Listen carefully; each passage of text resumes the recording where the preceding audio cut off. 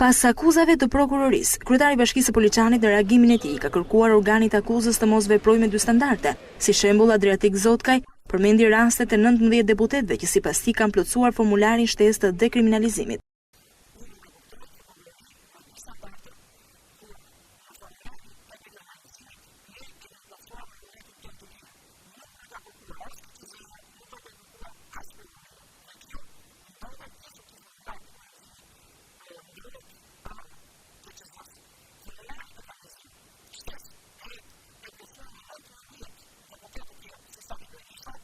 Akuzë ordinere ka cilësuar kryebashkiaku i Poliçanit, veprën penale për të cilën e ka akuzuar prokuroria.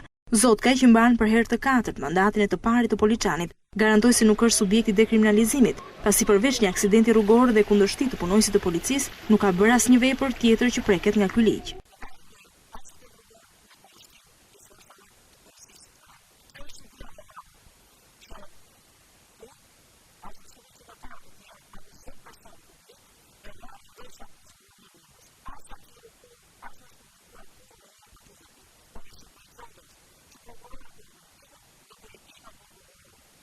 Nga prokuroria ka dalë dhe akuza e trafikut të femrave, çka ka sjellë reagimin e vllajt të një prej vajzave të përfolura.